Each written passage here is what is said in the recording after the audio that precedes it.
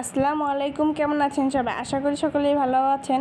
এই যে দেখতে পাচ্ছেন গাছ থেকে কিছু টসটসে মরিচ উঠিয়ে নিয়েছি, আর এখান থেকে আমাদের গাছের পুরল উঠিয়ে নিয়েছি। এগুলো ভালো করে পরিষ্কার করে ধুয়ে নিয়েছি। সাথে আমি পেঁয়াজ কাঁচা মরিচ কেটে নিয়েছি। এগুলো দিয়ে আজকে আমি রান্না করব হাঁসের ডিম। হাঁসের ডিম রান্না করার আগে পটলটাকে ভালো করে কেটে ধুয়ে বেছে নিয়েছি। এখন কড়াইতে তেল দিয়ে পরিমাণ মতো পেঁয়াজ কাঁচামরিচ ভেজে নেওয়ার পর হালকা লবণ দিয়ে 3টে অথবা 4টে হাঁসের ডিম ফাটিয়ে দিয়ে এর মধ্যে দিয়ে দেব পুরল। এগুলো দিয়ে হালকা ভেজে নেওয়ার পর দিয়ে দেবো সকল গুঁড়া মশলা, হলুদের গুঁড়া, মরিচের গুঁড়া, সচের গুঁড়া আর স্বাদমতো লবণ তো আমি আগেই ডিমের মধ্যে দিয়েছিলাম। এখন ভালো করে মিশিয়ে ভেজে নিলে তৈরি হয়ে যাবে মজাদার একটি রেসিপি। এভাবে ভেঙেও রান্না করতে পারেন, আমান ডিম রেখেও রান্না করতে পারবেন। এভাবে রান্না করলে কিন্তু বেশি মজা লাগে আর খেতেও খুবই ভালো লাগে। আপনারা বেশিরভাগ সময় এইভাবে রান্না করবেন, আমরা বেশিরভাগ সময় এভাবে রান্না করি। রেসিপিটি আপনাদের কাছে কেমন লেগেছে অবশ্যই কমেন্টে বলবেন। আশা করি আপনাদের কাছে ভালো লেগেছে। এখন আমি গরুর মাংস রান্না করব। প্রথমে পেঁয়াজ কাঁচামরিচ ভালো করে কেটে নিয়েছি, আর এখানে তেজপাতা, এলাচ, দারচিনি ভালো করে ধুয়ে নিচ্ছি। গরুর মাংস থেকে ভালো করে রক্ত ছাড়িয়ে ধুয়ে নেব একদম পরিষ্কার করে। এখন চলে যাব রান্নায়। চুলায় আগুন ধরিয়ে একটি পাতিল দিয়ে দেব।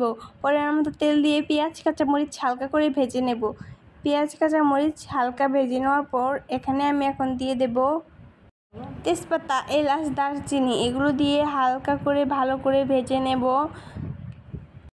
ভেজে নেওয়ার পর এখানে এখন দিয়ে দিচ্ছি সকল বাটা মশলা, আদা বাটা, রসুন বাটা, জিরে বাটা।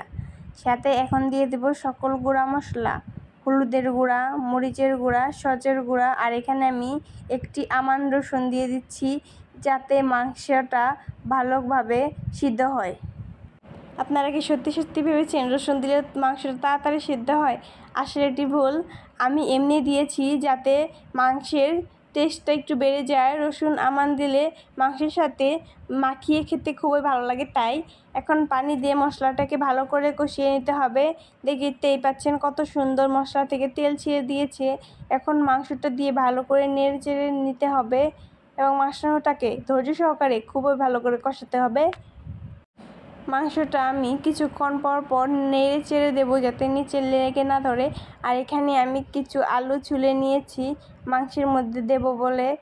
এই আলুগুলো দিয়ে আরও কিছুক্ষণ নেড়ে কষিয়ে নেব। 5 মিনিট পর পর নেড়ে চেড়ে দিচ্ছি আমি। এখন পরিমাণ মতো পানি দিয়ে মাংসটা সিদ্ধ করে নিলেই তৈরি হয়ে যাবে আমাদের মাংস রান্না। এই যে দেখতেই পাচ্ছেন টকবক করে কত সুন্দর ঝোল ফুটছে। এই যে তৈরি হয়ে গেছে আমাদের মাংস রান্না। আমার এই দুটি রেসিপি আপনাদের কেমন লেগেছে অবশ্যই কমেন্টে বলবেন। আশা করি আমার রেসিপি দুটি আপনাদের ভালো লেগেছে। ভালো লাগলে লাইক, শেয়ার, কমেন্ট করতে ভুলবেন না। আজকের মতো বিদায় নিচ্ছি।